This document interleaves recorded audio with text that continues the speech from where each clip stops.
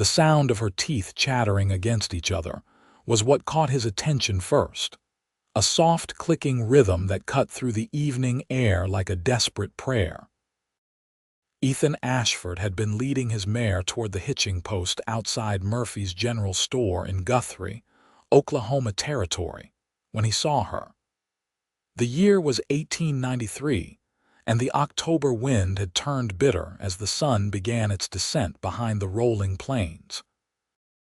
The young woman stood pressed against the wooden boards of the storefront, her thin cotton dress doing nothing to protect her from the cold that seemed to wrap around her like an unwelcome embrace.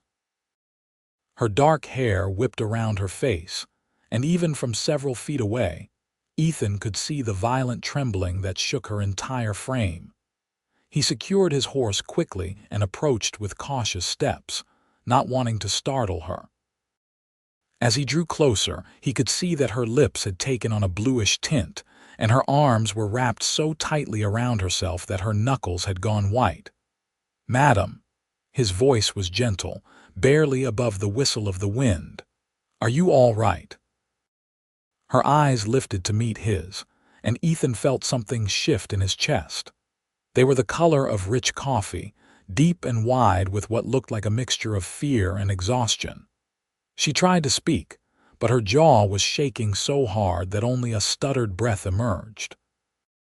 Without thinking, Ethan shrugged out of his heavy leather duster coat and stepped forward. "May I?" he asked, holding the coat up. When she gave a small, uncertain nod, he draped it over her shoulders. The coat swallowed her small frame, but she immediately pulled it tight around herself, burrowing into its warmth. "Thank you," she managed to whisper, her voice hoarse. "When did you last eat?" Ethan asked, studying the hollows beneath her cheekbones and the way she seemed to sway slightly on her feet. She looked away, shame coloring her pale cheeks. "Yesterday morning, I think." Ethan glanced at the general store behind them, then back at the young woman. "Come on then. Let's get you inside and get some hot food in you." "I don't have any money," she said quickly, taking a small step back. "I wasn't begging or anything. I was just trying to get out of the wind for a moment before I kept moving." "I didn't think you were begging," Ethan replied. "And I'm not asking you to pay. I'm asking you to come inside and let me buy you supper. There's a little restaurant connected to the store. Mrs. Murphy makes a decent stew." The woman studied him for a long moment, and Ethan could see the war playing out behind her eyes. Pride battling with desperation. Need fighting against the ingrained caution that any woman traveling alone had to carry like armor. Finally, she nodded. "Just this once. Just until I warm up a bit." "That's all I'm asking," Ethan said, offering her a small smile. He gestured toward the door. "After you, Miss Morgan," she supplied as they stepped into the warmth of the store. "Delilah Morgan." "Ethan Ashford," he replied, noting how her entire body seemed to sag with relief as the heated air from the potbelly stove washed over them. "Pleasure to meet you, Miss Morgan, though I wish it were under better circumstances." The interior of Murphy's General Store was a familiar comfort. Shelves lined with dry goods, tools, fabric, and sundries stretched from floor to ceiling. The scent of coffee, tobacco, and leather filled the air. Mrs. Murphy, a plump woman in her 50s with graying hair pulled back in a tight bun, looked up from behind the counter and immediately took in the scene before her. "Ethan Ashford, what have you dragged in from the cold?"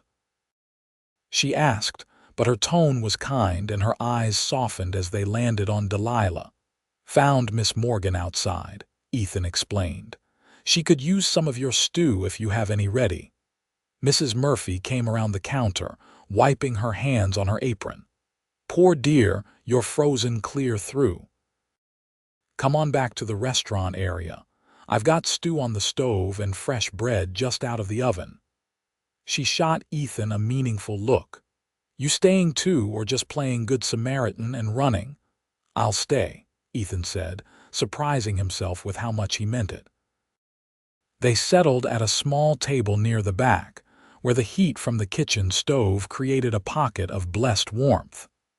Mrs. Murphy brought over 2 steaming bowls of beef stew, thick with vegetables and rich with gravy, along with a plate of sliced bread still warm enough to melt the butter she provided. Delilah's hands shook as she picked up the spoon, and Ethan pretended not to notice as she blinked back tears at the first taste of hot food. He ate his own meal at a measured pace, giving her time to satisfy the worst of her hunger without feeling watched or judged. It wasn't until she had finished nearly the entire bowl and 2 slices of bread that she finally sat back, some color returning to her cheeks. "I don't know how to thank you, Mr. Ashford." "Ethan, please," he said, "and you don't need to thank me. Just tell me what brought you to be standing outside in the cold with no coat and no food." Delilah's fingers played with the edge of Ethan's coat, which still rested around her shoulders.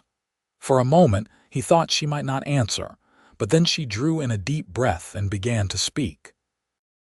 "I came from Missouri," she said quietly. "My father died 6 months ago. He was a school teacher and we had a small house in Springfield. When he passed, I found out that he'd borrowed money against the house to pay for my mother's medical care before she died 2 years back. The bank took everything. I had nowhere to go and no other family." Ethan leaned forward, listening intently. "I heard that Oklahoma Territory had opportunities," Delilah continued. "That women could file land claims and homestead. I thought maybe I could start over here, build something of my own. But the journey took longer than I expected, and I ran out of money 3 days ago. I've been walking since then, trying to make it to Guthrie to see about filing a claim. I didn't realize it would be this cold." "October in Oklahoma can surprise you," Ethan said. "We get warm days and then nights that feel like winter came early." He paused, choosing his next words carefully. "You're right about homesteading. Women can file claims, but it's not easy, especially going into the cold months. Building a soddy, breaking ground, surviving the winter without supplies. It takes capital you might not have right now." Delilah's expression fell, and Ethan could see the hope draining from her eyes. "But," he continued quickly, "there are other options, good options. Guthrie's growing fast. There's need for teachers, seamstresses, cooks, boarding housekeepers. You said your father was a school teacher. Did he teach you as well?" A spark returned to her face. "Yes, I helped him with the younger students. I can read and write, do figures, teach geography and history." "Then you have valuable skills," Ethan said firmly. "The territory is desperate for teachers. New settlements are popping up all the time and they all need schools." Mrs. Murphy had been listening from her position near the kitchen, and she came over to refill their coffee cups. "He's right, dear. Just last week, I heard the settlement out near Mulhall was looking for someone to teach their children. And here in Guthrie, the schoolhouse could use help. Miss Patterson, who runs it, has been overwhelmed with the number of children coming in." Delilah wrapped her hands around the warm coffee cup, and Ethan saw the first real hope bloom in her expression. "Do you really think someone would hire me? I don't have references with me. Everything was lost when the bank took the house." "In the territory, your ability matters more than papers," Mrs. Murphy said kindly. "You present yourself well, you're clearly educated, and if Ethan here vouches for you, that'll carry weight." Delilah turned to look at Ethan, surprise evident in her features. "You barely know me." "Why would you vouch for me?" Ethan met her gaze steadily. "Because I'm a decent judge of character, and I can see you're honest and hardworking. Anyone who walks for 3 days on an empty stomach rather than steal or beg is someone with integrity." He paused. "And because everyone deserves a chance to start over. That's what the territory is supposed to be about." Something passed between them in that moment, a connection that Ethan couldn't quite name but felt all the way through. Delilah's eyes grew bright with unshed tears, but she blinked them back and nodded. "Thank you," she whispered. "I won't let you down." "I know you won't," Ethan replied, and he meant it. Mrs. Murphy cleared her throat. "Well then, first things first. You need a place to stay tonight, Miss Morgan. I've got a small room in the back that I usually rent out. You can have it for tonight, no charge. Tomorrow, we'll get you sorted out with proper introductions." "I couldn't possibly," Delilah began, but Mrs. Murphy waved her off. "You can and you will. I won't have a young woman sleeping on the streets, and that's final." She looked at Ethan. "You make sure she doesn't argue with me." Ethan held up his hands. "I wouldn't dream of arguing with you, Mrs. Murphy." The older woman smiled and patted Delilah's hand. "It's settled then. Finish your coffee and I'll show you to the room. There's a basin for washing up, and I'll bring you a nightdress." As Mrs. Murphy bustled off, Delilah turned back to Ethan. "Everyone here is so kind. I was beginning to think I'd made a terrible mistake coming west."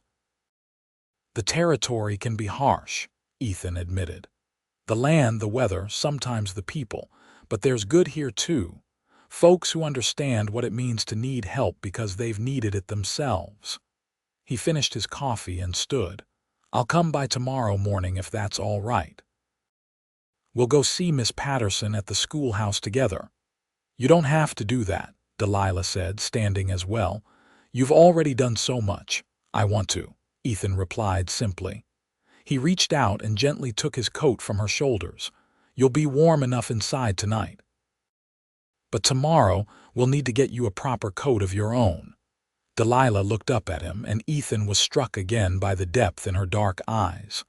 "Why are you doing all this for me? You don't even know me." Ethan considered the question. The truth was, he wasn't entirely sure himself. Yes, he was a decent man who would help anyone in need. But there was something about Delilah Morgan that drew him in, made him want to do more than just provide a meal and move on. Something in the way she held her head high despite her circumstances, in the intelligence that shone in her eyes, in the quiet strength he sensed beneath her exhausted exterior. "Maybe I'd like to," he said finally, "if you'd allow it." A soft smile touched Delilah's lips, the first genuine smile he'd seen from her. "I'd like that too." Ethan left the store that evening with a strange lightness in his chest. He'd lived in Oklahoma Territory for 5 years now, ever since the land run of 1889.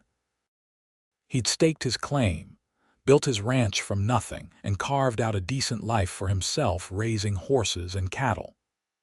At 26, he'd long since resigned himself to the bachelor life, focused more on building his spread than on courting the few eligible women in the area. But something had shifted tonight, and as he rode back to his ranch under a sky full of stars, Ethan found himself already looking forward to tomorrow. The next morning dawned clear and cold. Ethan was back at Murphy's General Store just after sunrise, having barely slept for thinking about the young woman with the coffee-colored eyes. He found Mrs. Murphy already up and preparing breakfast in the restaurant area. "She's still sleeping," Mrs. Murphy said before Ethan could ask. "Poor thing was exhausted. I checked on her an hour ago and she was still sound asleep." "That's good," Ethan said. "She needed the rest." Mrs. Murphy studied him with knowing eyes. "You're smitten." Ethan felt heat rise to his face. "I just met her yesterday." "So?" "My Harold proposed 3 days after we met, and we had 40 good years together before the good Lord called him home." She poured Ethan a cup of coffee. "There's nothing wrong with recognizing something special when you see it." Before Ethan could respond, he heard soft footsteps and turned to see Delilah emerging from the back hallway. She was wearing the same thin dress from yesterday, but her hair was neatly braided, and her face looked rested despite the circumstances. In the morning light, Ethan could see that she was probably around 21 or 22, with delicate features and an innate grace in the way she moved. "Good morning," she said. her voice still soft but stronger than the day before. "Morning," Ethan replied, suddenly feeling like an awkward schoolboy. "How did you sleep?" "Better than I have in weeks," Delilah admitted. "Mrs. Murphy, I can't thank you enough for your kindness." "Nonsense," the older woman said briskly. "Now sit down and have some breakfast. You've got a big day ahead of you." Over plates of eggs, bacon, and biscuits, they discussed the plan for the day. Ethan explained that Miss Patterson, the schoolteacher, was a practical woman in her 40s who would appreciate Delilah's education and experience. After that, they would see about getting Delilah some warmer clothes and proper supplies.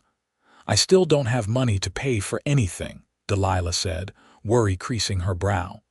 "We'll consider it a loan," Ethan said. "Once you're working, you can pay me back. And before you argue, remember that you can't very well teach if you freeze to death on the way to the schoolhouse." Delilah opened her mouth to protest, then closed it again and nodded. "A loan, then. I'll keep careful track and pay back every penny." "I know you will," Ethan said. They finished breakfast and set out into the crisp morning air. Guthrie was bustling with activity, even at the early hour. The town had exploded in population since the land run, growing from nothing to a thriving territorial capital in just a few years. The streets were a mix of mud and boardwalks, lined with wooden buildings, many of them 2 stories tall. Wagons and horses filled the thoroughfares, and people moved with purpose, building their lives in this new frontier. The schoolhouse sat on the edge of town, a simple wooden structure painted white with a small bell tower. Children's voices could be heard from inside, reciting their lessons. Ethan led Delilah up the front steps and knocked on the door frame. A woman appeared, tall and sturdy, with graying brown hair pulled back severely. Her face was lined with the kind of weathering that came from hard living, but her eyes were sharp and intelligent. "Ethan Ashford," she said in greeting. "What brings you here?" "Don't tell me you're finally interested in education after all these years." Ethan grinned. "I can read and cipher just fine, thank you, Miss Patterson. I'm here because I think I found someone who can help you with your overcrowded classroom." He introduced Delilah, explaining how they'd met and what he knew of her background. Miss Patterson listened carefully, her assessing gaze never leaving Delilah's face. "Tell me about your father's teaching methods," Miss Patterson said finally. Delilah straightened her shoulders and began to speak, her voice growing more confident as she described her father's approaches to teaching reading, mathematics, and history. She talked about how he would make lessons engaging for younger children, how he believed in patience and encouragement rather than harsh discipline, how he thought education was the great equalizer in society. Miss Patterson's expression gradually softened as she listened. When Delilah finished, the older woman nodded slowly. "Your father sounded like a wise man," she said. "I could use someone with that kind of thinking. I've got 43 children in there ranging from 5 to 14 years old, and I'm trying to teach them all at once. It's chaos most days." She paused, studying Delilah once more. "I can't pay much. $20 a month to start, room and board included. You'd stay here at the schoolhouse in the teachers' quarters upstairs. If it works out, we can discuss raising your pay after 3 months. Delilah's face lit up with joy. "Yes." "Oh yes, thank you, Miss Patterson. You won't regret this." "See that I don't," Miss Patterson replied, but there was a hint of warmth in her stern expression. "Can you start Monday? That gives you 3 days to get settled and prepare." "I'll be ready," Delilah promised. As they left the schoolhouse, Delilah practically floated down the steps. "I can't believe it," she breathed. "I have a job, a real job, and a place to live." "Told you your skills were valuable," Ethan said, pleased to see her so happy. "I need to pay you back for the meal and Mrs. Murphy's kindness," Delilah said. Once I get my first month's wages. We'll settle up then, Ethan agreed. But right now, we need to get you that coat and a few other necessities. Mrs. Murphy will probably have some suitable dresses you could buy, and you'll need proper boots for winter. They spent the next few hours at the general store, selecting practical items. Delilah was careful with her choices, picking only what was absolutely necessary, but Ethan noticed her lingering over a dark green wool coat with bone buttons. It was simple but well made, and when she tried it on, it fit her perfectly. "That's the one," he said firmly, ignoring her protests about the cost. By the time they finished, Delilah had a warm coat, 2 serviceable dresses, a nightgown, undergarments, sturdy boots, a hairbrush, and a few other personal items. Mrs. Murphy threw in a bar of lavender soap as a gift. "For luck in your new position," the older woman said with a wink. Ethan paid for everything, keeping a mental tally despite Delilah's insistence that she write it all down. The total came to $43, which he knew would take her more than 2 months to repay on her teaching salary. But looking at her face, radiant with gratitude and hope, he found he didn't care about the money at all. That evening, Mrs. Murphy insisted they share another meal before Delilah moved to the schoolhouse the following day. As they sat around the table, Delilah spoke more about her life in Missouri, her parents, her dreams for the future. Ethan found himself captivated by her voice, by the animated way she used her hands when she talked, by the intelligence and humor that shone through now that the desperate edge of hunger and cold had been lifted. "What about you?" Delilah asked, turning the conversation toward him. "How did you end up in Oklahoma Territory?" Ethan leaned back in his chair, cradling his coffee cup. "I grew up in Texas, working on my father's cattle ranch. When they announced the land run, I saw it as a chance to have something of my own. So I made the run in '89, staked my claim, and started building." "What's your ranch like?" Delilah asked, genuine interest in her eyes.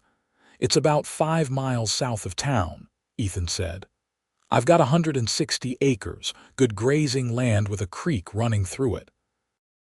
I run about 100 head of cattle, and I'm building up a herd of horses.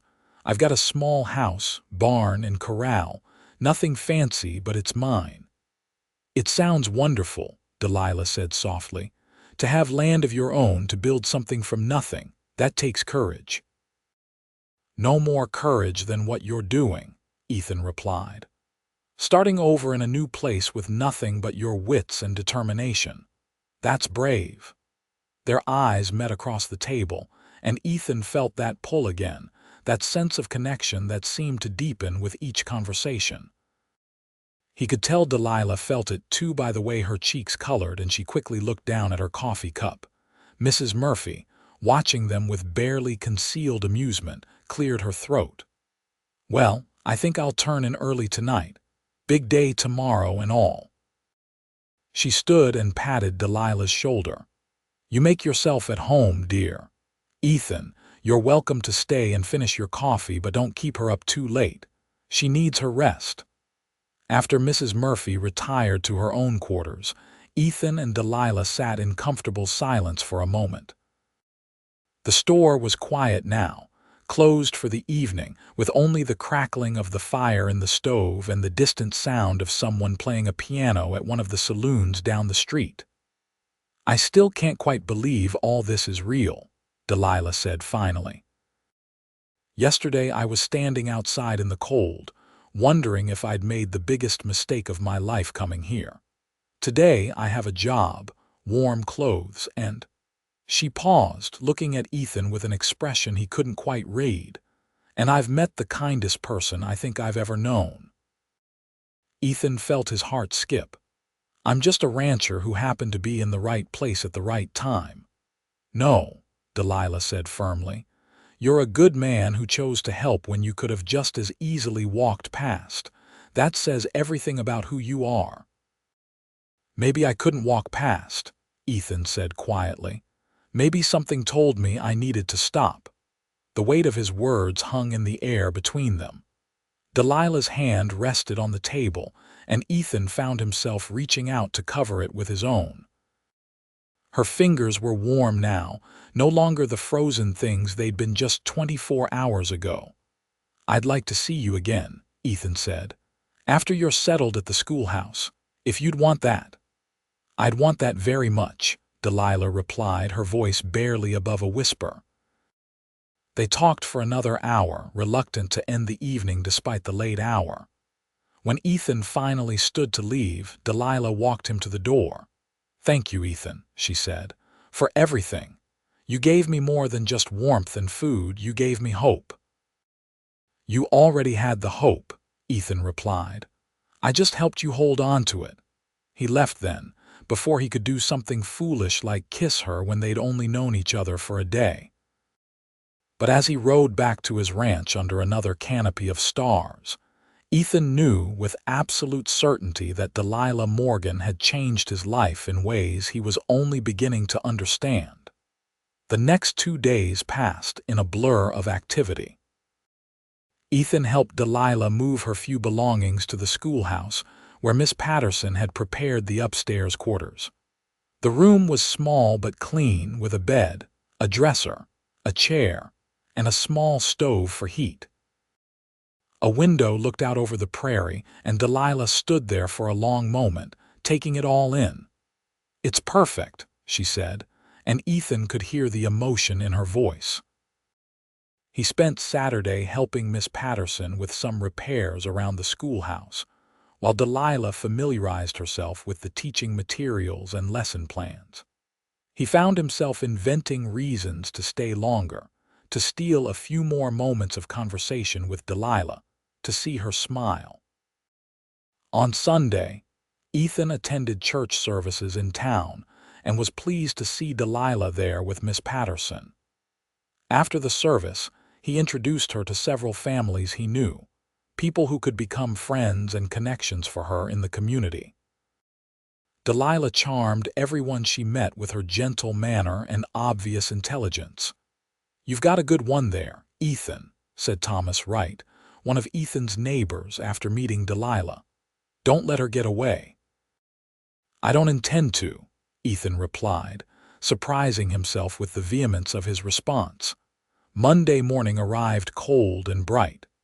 Ethan made an excuse to ride into town, telling himself he just wanted to make sure Delilah's first day went well. He arrived at the schoolhouse to find children streaming in, their voices high and excited. Through the window, he could see Delilah standing at the front of the classroom, wearing one of her new dresses and looking both nervous and determined. Miss Patterson came out to greet him. "She'll do fine," the older teacher said. "Stop worrying and go do your ranch work." "I'm not worried," Ethan protested. Miss Patterson gave him a knowing look. "Sure you're not, just like you're not completely taken with her." Ethan couldn't argue with that, so he tipped his hat and rode back to his ranch. But he found it hard to concentrate on his work that day. He kept thinking about Delilah, wondering how she was managing, hoping the children liked her. He didn't have to wonder long. That evening, unable to help himself, he rode back to town and arrived at the schoolhouse just as the last students were leaving. He found Delilah in the classroom, erasing the chalkboard with a satisfied expression on her face. "How did it go?" he asked from the doorway. Delilah spun around, her face lighting up when she saw him. "Ethan, it went wonderfully. The children were so eager to learn. I worked with the younger ones on their letters while Miss Patterson taught the older students mathematics. Then we switched and I led a geography lesson that the older children seemed to really enjoy." She was animated and glowing with happiness, and Ethan thought he'd never seen anyone more beautiful. "I told you you'd be great," he said. "You did," Delilah agreed, coming toward him. "And you were right." She paused, suddenly shy. "Did you ride all the way from your ranch just to check on me?" "Maybe," Ethan admitted.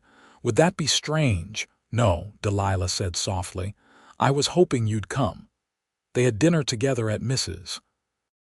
Murphy's restaurant, falling into an easy pattern of conversation. Ethan talked about his day working with his horses, and Delilah shared funny stories about her students. It felt natural, comfortable, like something they'd been doing for years rather than days. Over the following weeks, they settled into a routine.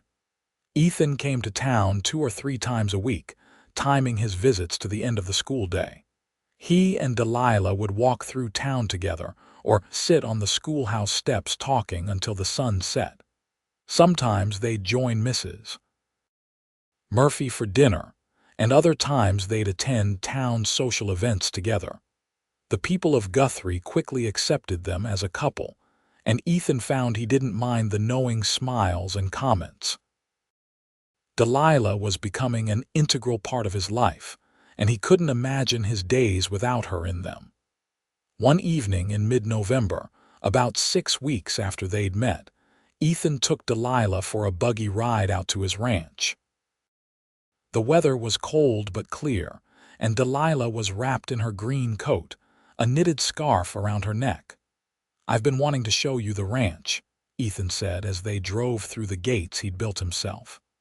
"I want you to see what I've created here." Delilah looked around with wide eyes, taking in the rolling prairie, the creek glinting in the late afternoon sun, the herd of cattle grazing peacefully. The house was small but sturdy, built of wood with a stone chimney. The barn and corral were well maintained, and several horses lifted their heads to watch as the buggy approached. "Ethan, it's beautiful," Delilah breathed. "You've built something amazing here." Pride swelled in his chest. "Come on, let me show you inside." The house was simple but comfortable. A main room served as both kitchen and living area, with a stone fireplace providing heat. There were 2 bedrooms and a small pantry. The furniture was rough-hewn but solid, made by Ethan's own hands. "I know it's not much," Ethan said, suddenly seeing the place through her eyes and feeling inadequate. "It's wonderful," Delilah said firmly. "It's a real home, Ethan. You should be proud." He built up the fire and put coffee on to boil while Delilah explored, admiring the craftsmanship of the furniture, asking questions about how he'd built various things. They sat together on the settee he'd made, drinking coffee and watching the fire crackle. "Delilah," Ethan said, setting down his cup and turning to face her. "These past weeks with you have been the best of my life." She met his gaze, her dark eyes reflecting the firelight. "For me too. When I saw you standing outside that store, trembling in the cold, something in me knew," Ethan continued. "I know it sounds crazy, but I felt like I'd been waiting for you without even knowing it." "It doesn't sound crazy," Delilah whispered. "I felt it too." "Even in that moment, freezing and scared and desperate when you put your coat around me, I felt safe for the first time since my father died." Ethan reached out and took her hand. "I'm falling in love with you. I think I started that first night. And I need you to know that what I feel is real and deep and not going anywhere." Tears spilled down Delilah's cheeks. "I'm falling in love with you too. I tried to tell myself it was too soon, that I should be practical and focus on establishing myself here. But I can't stop thinking about you, missing you when we're apart, counting the hours until I see you again." Ethan lifted his hand to cup her cheek, wiping away her tears with his thumb. "Then don't try to stop it. Let yourself feel it. Let me love you." "Yes," Delilah breathed. "Yes." He leaned in slowly, giving her time to pull away if she wanted, but she met him halfway. Their lips touched softly at first, tentative and sweet, then deeper as the emotions they'd been holding back rushed to the surface. Delilah's hands came up to rest against his chest, and Ethan wrapped his arms around her, pulling her close. When they finally broke apart, both breathing hard, Ethan rested his forehead against hers. "Marry me," he said. "I know it's fast, but I don't care." I love you, Delilah Morgan, and I want to spend the rest of my life with you. Delilah pulled back slightly to look at him, her eyes searching his face. Are you sure? We've only known each other a few weeks. I've never been more sure of anything, Ethan replied. But if you need more time, I'll wait. I'll wait as long as you need. I don't need more time, Delilah said, a smile breaking through her tears. I love you, Ethan Ashford. Yes, I'll marry you. They kissed again, sealing the promise between them. As the fire burned low and the stars came out over the prairie, they made plans for their future. Delilah would finish out the school term, keeping her commitment to Miss Patterson and the children. They would marry in the spring, after the worst of winter had passed. I don't want a big fancy wedding, Delilah said. Just something simple with our friends. Whatever you want, Ethan agreed, as long as at the end of it you're my wife. The ride back to town that evening was different from the ride out. Now they had a future mapped before them, a shared dream to work toward. Ethan held Delilah close against the cold, and she rested her head on his shoulder, both of them wrapped in the warm glow of their love. News of their engagement spread quickly through Guthrie. Mrs. Murphy cried happy tears and immediately began planning a wedding supper. Miss Patterson, in her gruff way, congratulated them and told Delilah she'd need to find a replacement for next school year. Unless you want to keep teaching, Miss Patterson added. Some married women do. Delilah considered it. Maybe eventually, but I think I'd like to focus on being a wife and helping Ethan with the ranch at first. There's so much to learn. The winter months were hard, as they always were on the prairie. Snow came early and heavy, and there were weeks when Ethan couldn't make it to town because the roads were impassable. On those weeks, Delilah felt his absence like a physical ache. But they wrote letters to each other, pages and pages filled with their thoughts and dreams and love. When Ethan could get to town, their reunions were sweet and passionate. They maintained propriety, always meeting in public places or with Miss Patterson as a chaperone, but the desire between them grew with each passing day. They counted down the weeks until spring, until they could finally be together as husband and wife. Delilah proved herself as a teacher throughout that winter. The children adored her, and even the most difficult students responded to her patient, encouraging methods. Parents praised her work, and Miss Patterson told her she'd never seen the younger children learn so quickly.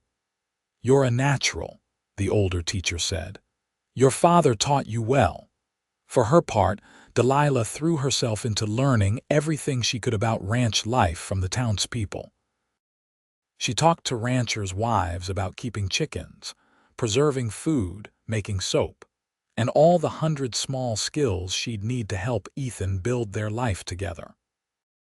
She used part of her salary to buy fabric and sewed new curtains for Ethan's house, new linens for the bed, pretty things to make the rough cabin into a real home. On Christmas Eve, Guthrie held a community celebration at the church. The building was decorated with pine boughs and candles, and families gathered to sing carols and share food. Ethan arrived in town that morning, having spent 2 days digging his wagon out of a snowdrift to make the journey.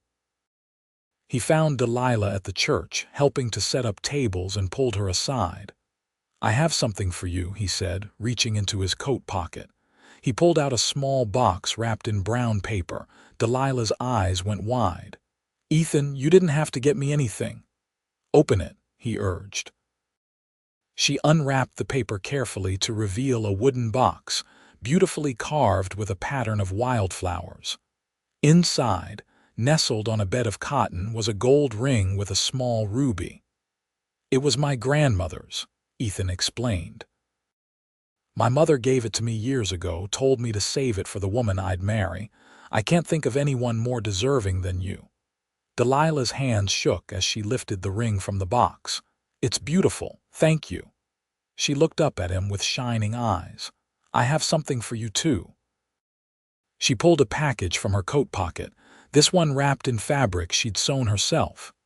Inside was a scarf she'd knitted in dark blue wool, soft and warm.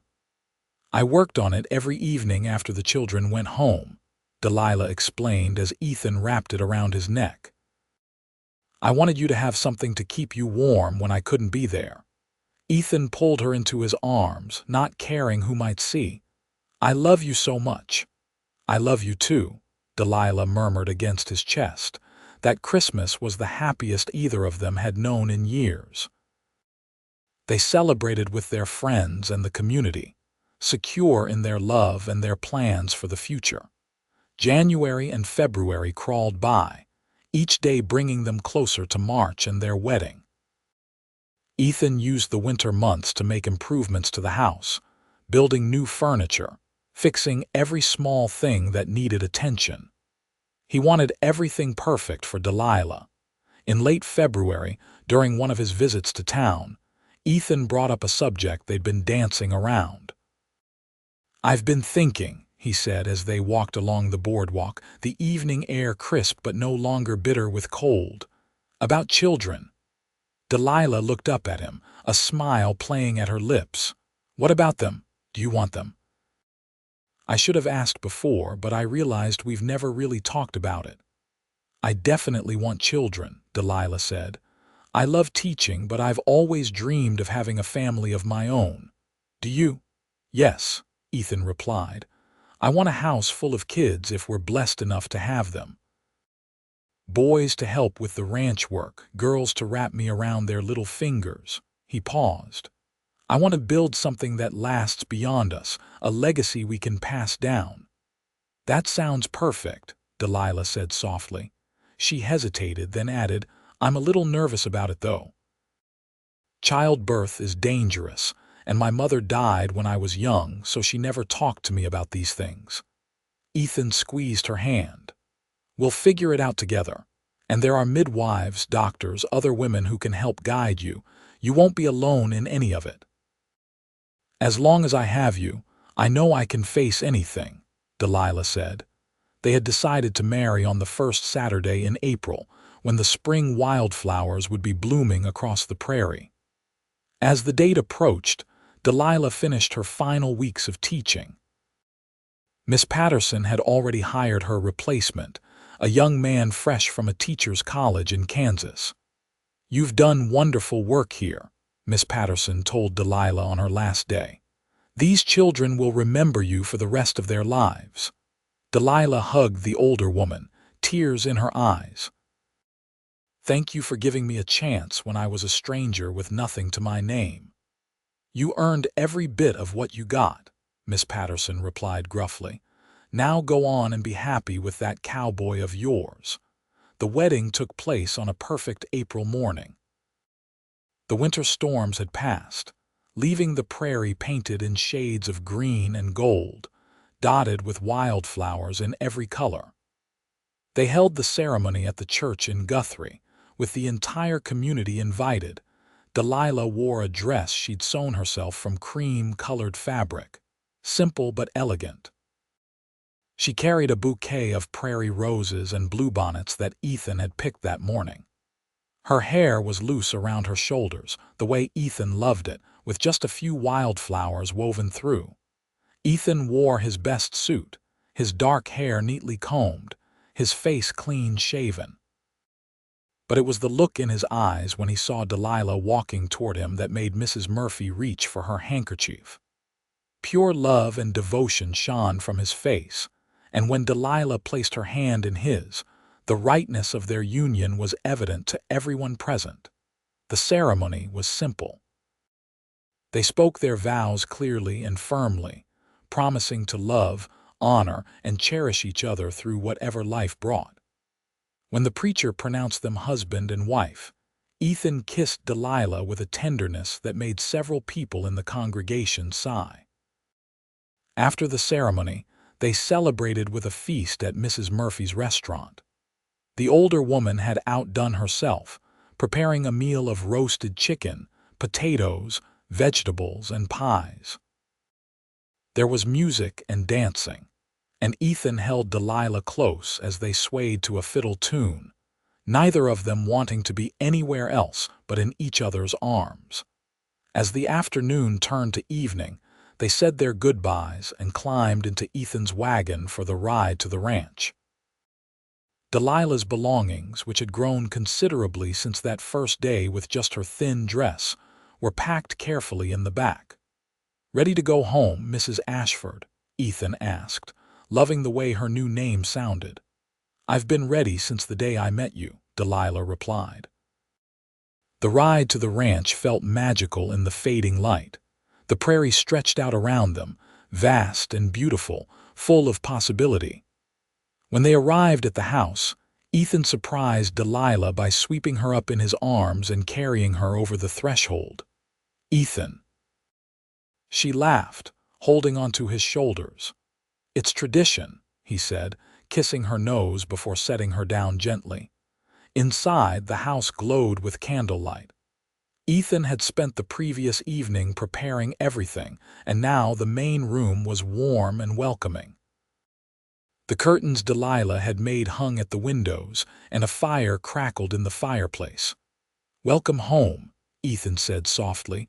Delilah looked around, then back at him, her eyes bright with happy tears. "I'm finally home, really home."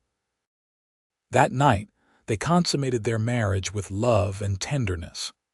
Ethan was gentle with Delilah, mindful of her inexperience, and she responded to him with a passion that matched his own.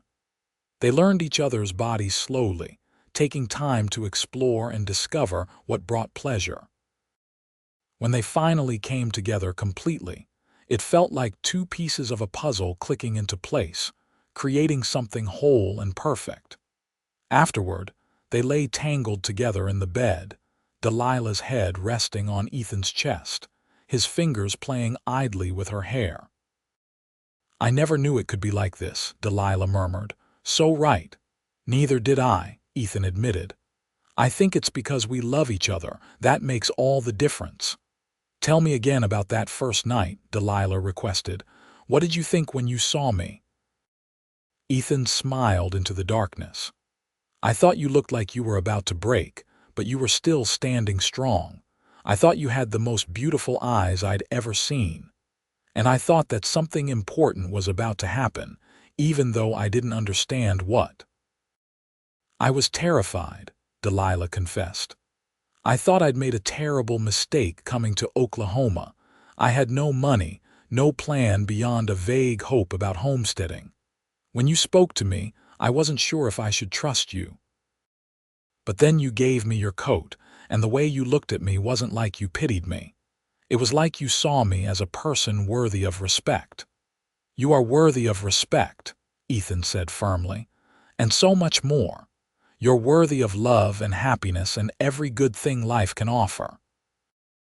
They talked late into the night, sharing stories from their pasts, making plans for their future, simply enjoying the intimacy of being together without any barriers between them. When they finally slept, wrapped in each other's arms, both felt a peace they'd never known before. Life on the ranch settled into a comfortable rhythm.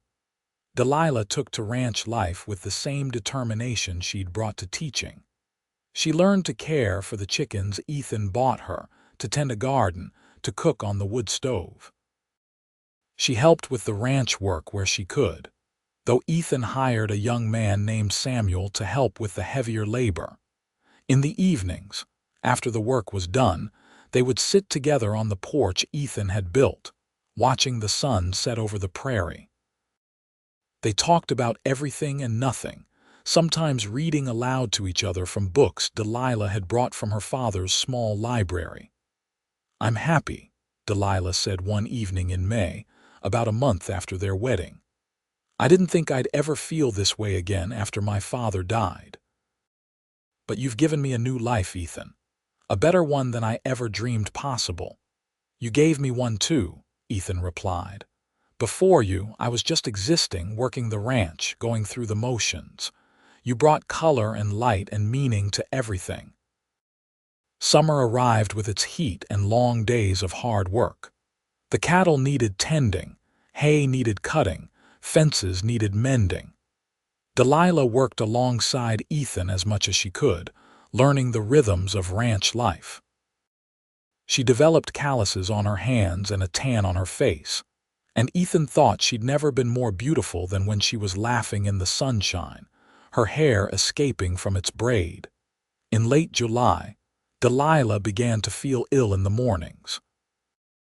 At first she thought it was something she'd eaten, but when it continued for a week, Mrs. Murphy, during one of their visits to town, took her aside. "When was your last monthly?" the older woman asked bluntly. Delilah thought back and realized with a start that she'd missed it. "Oh," she breathed, "do you think?" "I think you might be expecting," Mrs. Murphy said with a warm smile. "The sickness in the morning is often the first sign." Delilah pressed her hand to her stomach, wonder filling her. "A baby. Let's not say anything to Ethan just yet, Mrs. Murphy advised. "Wait another week or two, make sure. No point getting his hopes up if it's something else." But Delilah could barely contain her excitement. When they returned to the ranch that evening, she watched Ethan working with one of the horses, imagining him teaching their child to ride, and her heart swelled with love. 2 weeks later, when she was certain, Delilah finally told Ethan. They were sitting on the porch after supper, and she took his hand and placed it on her still flat stomach. "There's a baby in there," she said simply. "Our baby." Ethan's face went through a series of expressions: shock, joy, wonder, before he let out a whoop and pulled Delilah into his arms, spinning her around. "A baby. We're having a baby." "Careful," Delilah laughed. "Don't shake the baby loose." Ethan immediately set her down gently, then dropped to his knees in front of her, pressing his face to her stomach. "Hello in there," he said softly. "This is your papa. I can't wait to meet you." Tears streamed down Delilah's face at the sight of her strong cowboy husband being so tender with their unborn child. "Are you happy?" she asked, though she could see the answer on his face. "Happy doesn't even begin to cover it," Ethan replied, looking up at her with wet eyes. "Thank you. Thank you for choosing me, for loving me, for giving me this gift." "You gave me everything first," Delilah said, pulling him up so she could kiss him. "That night outside the general store, you saved my life, and then you gave me your world." The pregnancy progressed well through the hot summer months. Delilah tired more easily, but remained healthy and strong. Ethan became even more protective, trying to prevent her from doing any heavy work, though Delilah insisted she wasn't fragile. "Women have been having babies and working ranches for generations," she reminded him when he tried to stop her from hanging laundry. "I'm not going to break." But she loved his protectiveness, the way he would rub her feet in the evenings, how he constantly asked if she needed anything. They spent hours talking about names, about what kind of parents they wanted to be, about the life they would build for their child. In October, almost exactly a year after they'd first met, Mrs. Murphy threw Delilah a small gathering with some of the women from town and neighboring ranches.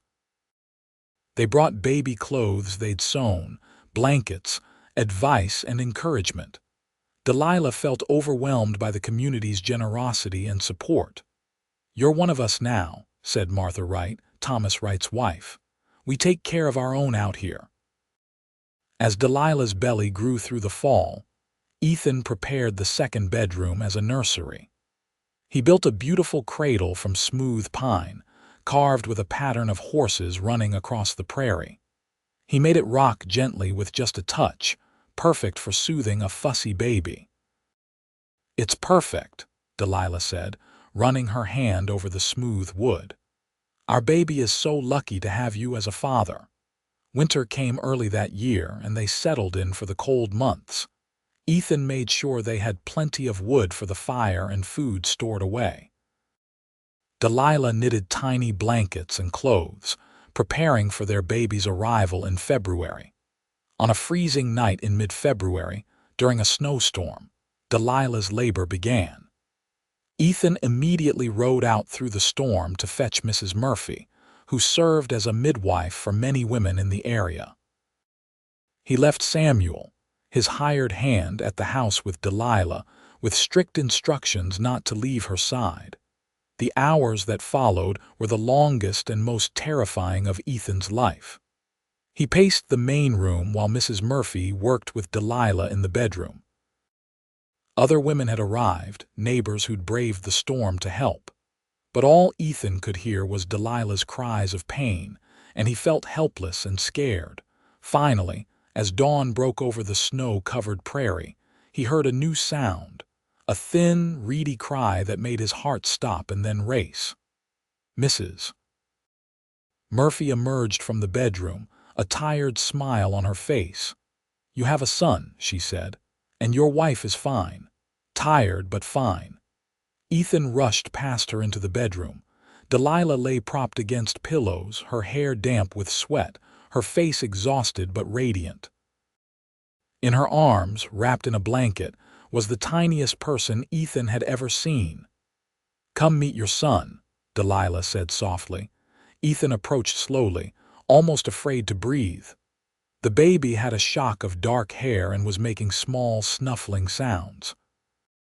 When Delilah pulled back the blanket, Ethan saw tiny fingers, perfect little toes, and a face that already looked like a mixture of both parents. "He's perfect," Ethan breathed. "You're perfect. Thank you, my love, thank you." He sat carefully on the edge of the bed, and Delilah placed the baby in his arms.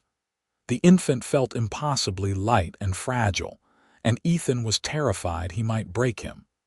But the baby settled against his chest, and Ethan felt a love so fierce and overwhelming that it brought tears to his eyes. "What should we name him?" Delilah asked. They discussed names for months but hadn't settled on anything definite. Now, looking at his son, Ethan said, "What about James, after your father?" Fresh tears spilled down Delilah's cheeks. "Really? You do that?" "Your father taught you everything you are," Ethan said. "It seems right to honor him. James Ashford." "James Ashford," Delilah repeated, smiling. "It's perfect." The next weeks were a blur of sleepless nights and steep learning curves. James was a good baby, but he still needed constant care. Ethan discovered he had a knack for soothing his son, walking the floor with the infant against his shoulder in the middle of the night while singing soft lullabies. Delilah recovered her strength gradually, and by March, she was back to managing the household and helping with lighter ranch work. They marveled together at every small change in their son, his first smile, the way he started to focus on their faces, how he would grip their fingers with surprising strength. "I can't believe we made him," Delilah said one evening, watching James sleep in his cradle. "This perfect little person came from us. He's going to have your brains and your kindness," Ethan predicted. "And your strength and your goodness," Delilah countered. As spring returned to the prairie, bringing warmth and new life, the Ashford family settled into their rhythms. Ethan expanded the cattle herd and began training more horses, building up the ranch's prosperity. Delilah managed the household and tended James, finding that motherhood suited her even more than teaching had. On their first wedding anniversary, Ethan surprised Delilah with a gift. He led her outside to find a beautiful paint mare in the corral, already saddled. "I've been training her for months," Ethan explained. "She's gentle and smart, perfect for you. I thought once James is a bit older, we could ride together again like we did when we were courting." Delilah threw her arms around him. "I love her. I love you. Thank you for always thinking of ways to make me happy." "Making you happy is my greatest joy," Ethan replied simply. That summer they celebrated James's first half-birthday with a small gathering of friends. The baby, now sitting up on his own and showing signs of his parents' personalities, charmed everyone. Mrs. Murphy declared him the finest baby she'd ever seen, and Miss Patterson, who'd made the trip from town, agreed. "You two built something special here," Miss Patterson said, looking around at the thriving ranch, the happy family. "I remember when you first brought Delilah to meet me, Ethan. I could tell you were smitten even then." "I was," Ethan admitted, watching Delilah play with James on a blanket spread on the grass. "I took one look at her and knew my life had changed forever." By the time October came around, marking 2 years since their first meeting, Delilah had another announcement. "We're expecting again," she told Ethan one evening after putting James to bed. "The baby should arrive in late spring." Ethan's reaction was just as joyful as the first time. They held each other on the porch, watching the sun set over the land they'd built together, talking about the future and all the possibilities it held. "You ever think about that night?" Delilah asked. "When you found me outside the general store?" "All the time," Ethan replied. "I think about how close I came to never meeting you. If I'd come to town a day earlier or later, if I'd gone to a different store, if I'd been too preoccupied to notice you there. Any of those things could have changed everything." "I think we were meant to find each other," Delilah said. "I think all the hard things I went through, losing my parents, losing my home, that long, terrible journey to Oklahoma, it was all leading me to you. And I think I spent 5 years building this ranch so that, when you came into my life, I'd have something to offer you," Ethan added. "A home, a future, a life worth sharing." The second pregnancy was easier than the first, perhaps because Delilah knew what to expect this time. She remained active throughout, chasing after James, who was now walking and getting into everything, while also managing the household and helping Ethan when she could. In May of 1895, their second child was born, this time a daughter they named Sarah after Ethan's mother.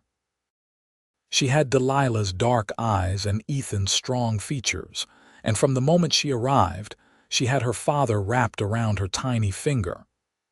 "2 babies," Ethan marveled one evening, holding Sarah while James played at his feet. "How did we get so lucky?" "Hard work and love," Delilah replied, settling beside him. "That's all any good thing takes." The years that followed were full and rich. The ranch prospered, becoming known throughout the territory for its quality horses and cattle. Ethan hired more hands to help with the growing operation, and he built an addition onto the house to accommodate their expanding family. James grew into a curious, energetic boy who followed his father everywhere, eager to learn everything about ranch life. Sarah was quieter, more thoughtful, but with a stubborn streak that reminded Ethan of Delilah.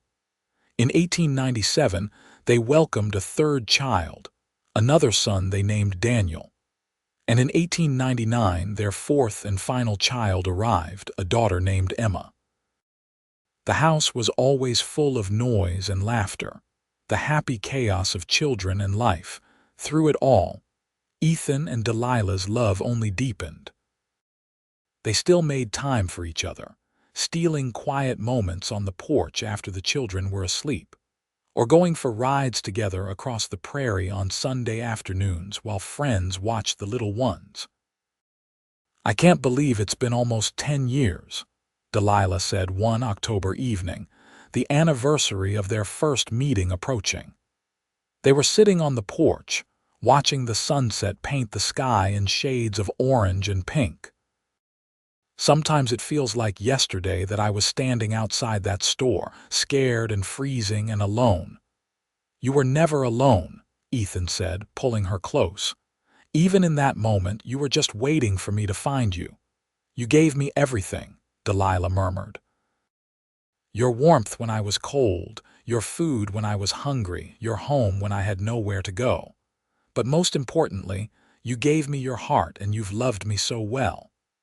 "You gave me just as much," Ethan countered. "You gave me a purpose beyond just building a ranch. You gave me a family, a real home, a reason to get up every morning besides just work. You made my world bigger and brighter and infinitely better." As they sat there, the sounds of their children playing inside the house drifting out to them, Delilah reflected on the journey that had brought her here. The grief of losing her parents, the desperation of losing her home, the fear and cold of that night outside the general store. All of it had been necessary, she realized, to bring her to this moment, to this man, to this life. "Would you do it again?" Ethan asked, as if reading her thoughts. "If you could go back, knowing everything that would happen, would you still come to Oklahoma territory?" "Without hesitation," Delilah replied. "Every hardship, every moment of fear or doubt, it was all worth it to end up here with you." They kissed as the sun disappeared below the horizon, and somewhere inside the house, one of the children called for their mama. Delilah smiled against Ethan's lips. "Duty calls," she said. "I'll go," Ethan offered. "You stay and enjoy the quiet for a minute."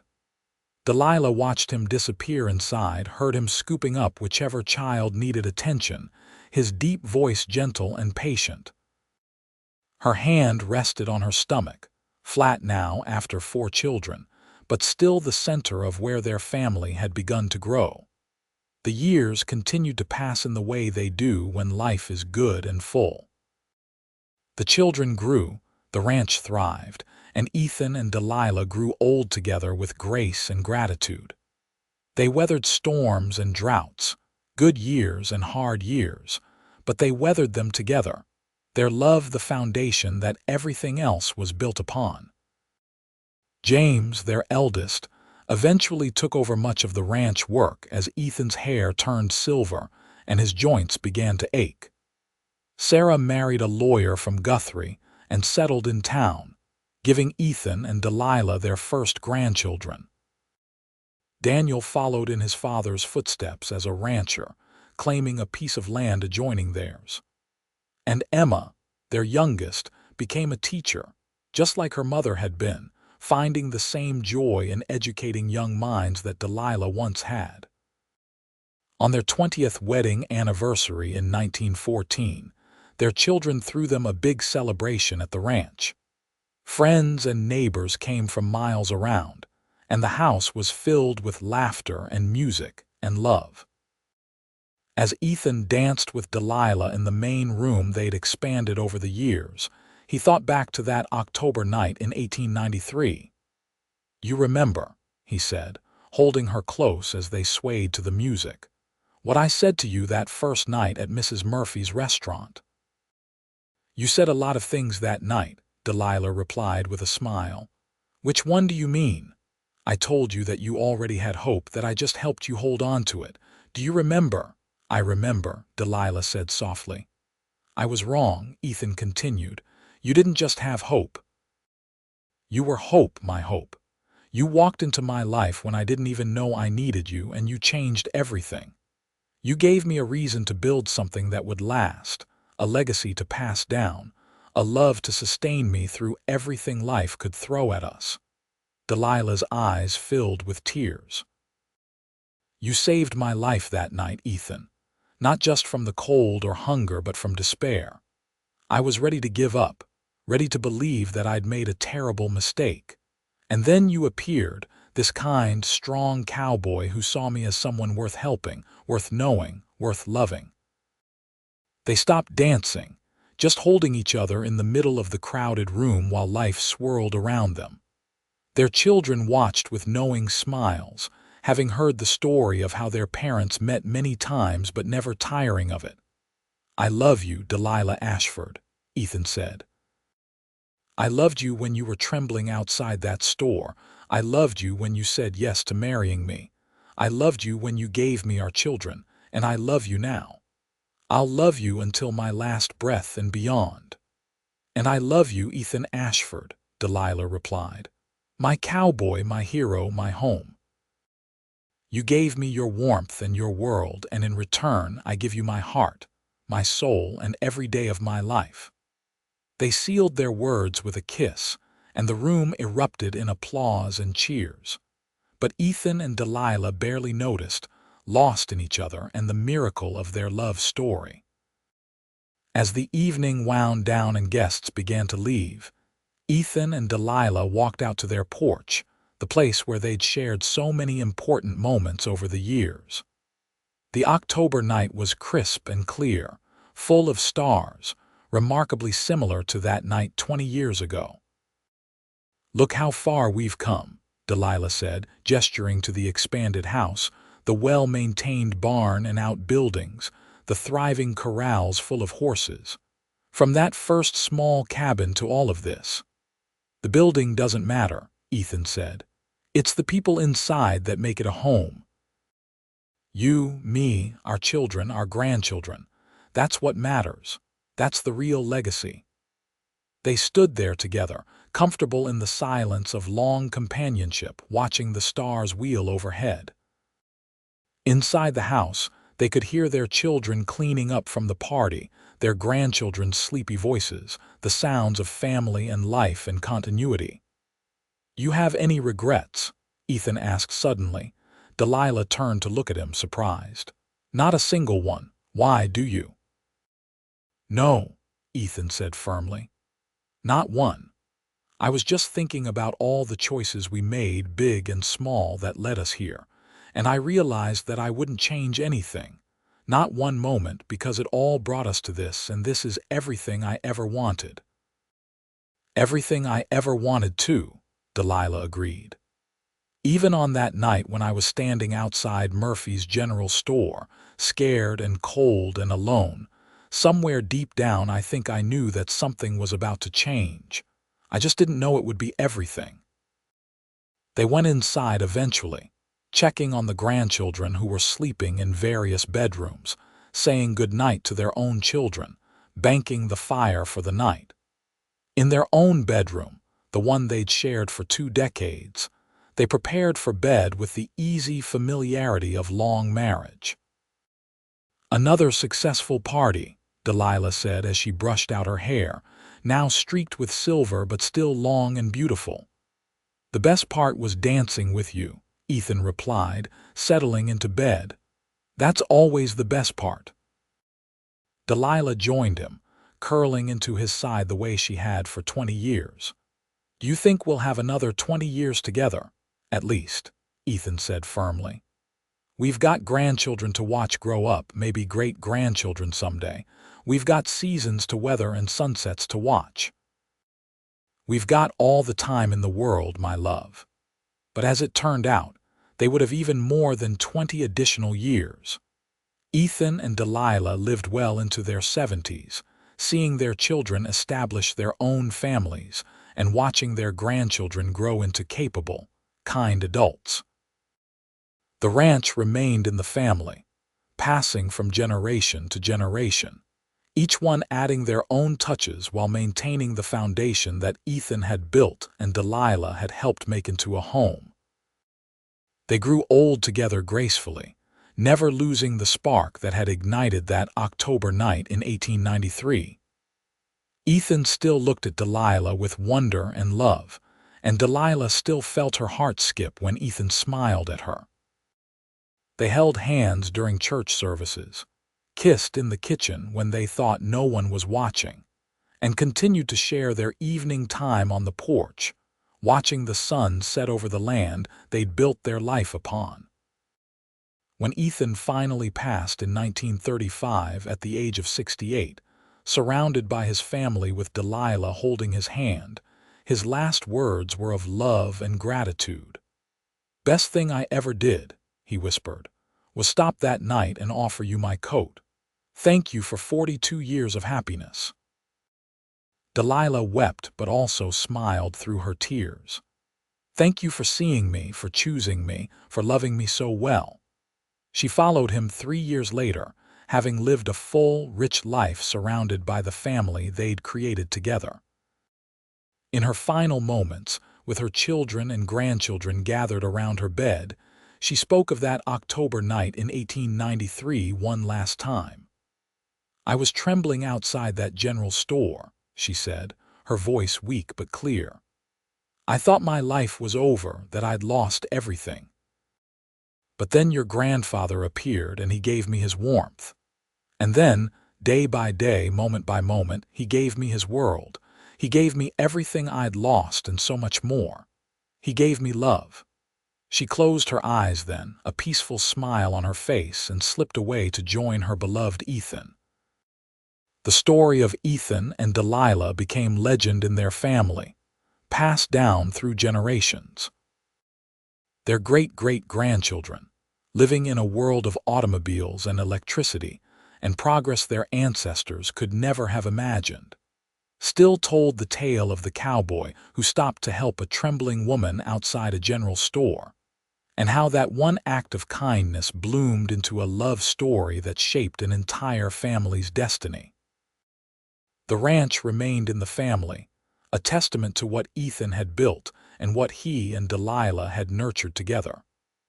The house was eventually modernized, but one room was kept as it had been in Ethan and Delilah's time, a museum of sorts for the family. The cradle Ethan had carved for their first child, the furniture he'd made with his own hands, the quilts Delilah had sewn, all were preserved carefully.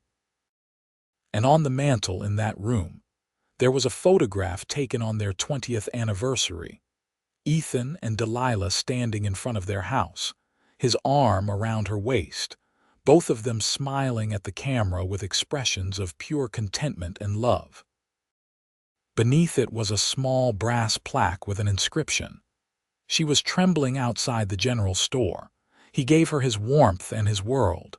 Together, they built a legacy of love that would endure for generations. And it did endure, that legacy. In the strength and kindness of their descendants, in the thriving ranch that still bore the Ashford name, in the love stories that seemed to follow the family, as if Ethan and Delilah's powerful bond had blessed all who came after them. But most of all, their legacy endured in the simple truth they'd proven. That one moment of compassion, one choice to help rather than walk past, one decision to open your heart to a stranger, could change not just 2 lives but countless lives across generations. Ethan Ashford had been a good man, a hard-working rancher, a devoted husband and father. But his greatest accomplishment wasn't the land he'd claimed, or the house he'd built, or even the successful ranch he'd created.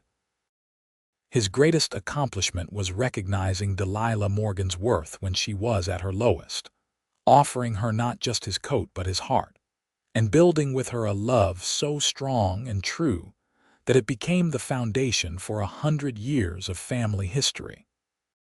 And Delilah Morgan Ashford, who had arrived in Oklahoma territory with nothing but determination and hope, had proven that strength comes in many forms. She'd built a life from nothing, loved fiercely, raised her children well, and shown that a woman's courage and intelligence were just as important as any man's in taming the frontier. Together, they were more than the sum of their parts. They were a testament to the power of love, the importance of kindness, and the magic that can happen when 2 souls recognize in each other exactly what they've been searching for, even if they didn't know they were searching at all. The story ended where all good love stories should end, not with death or separation, but with the understanding that true love transcends mortality. Ethan and Delilah's love lived on in their children and their children's children, in the land they'd nurtured, in the community they'd helped build, and in the hearts of everyone who heard their story and believed, even for a moment, in the transformative power of compassion and love. On cold October nights when the wind whipped across the Oklahoma prairie, descendants of the Ashford family would sometimes pause and think of their ancestors, of a young woman trembling outside a general store and a cowboy who stopped to help her. They'd think of how one moment of kindness had rippled through time, creating waves that reached into the future, shaping lives not yet lived. And they'd remember that we all have the power to change someone's world, to offer warmth when there is cold, to see worth in another person when they can't see it themselves, to choose love over indifference. We all have the power to be the hero in someone else's story, just as Ethan had been for Delilah. That was the true legacy of Ethan and Delilah Ashford.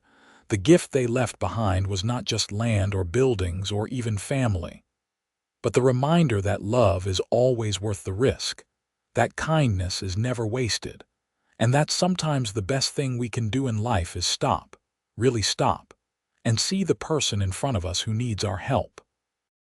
Because you never know when that person might be your destiny, your future, your forever. You never know when offering your coat might lead to offering your heart.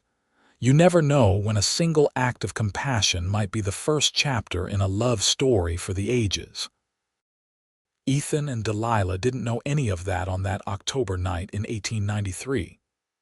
All Ethan knew was that a woman needed help, and all Delilah knew was that a kind man had stopped to offer it. But from that simple beginning, from that trembling moment outside the general store, came everything else. Came love and marriage and children and grandchildren. Came a home and a legacy and a story that would be told for generations. And if that's not magic, if that's not proof that the universe sometimes conspires to bring two souls together at exactly the right moment, then nothing is. So the story ends, but the love continues, echoing through time, a reminder that the best love stories are the ones where we give not just our warmth on a cold night, but our entire world, freely and completely, to the person who was always meant to be ours.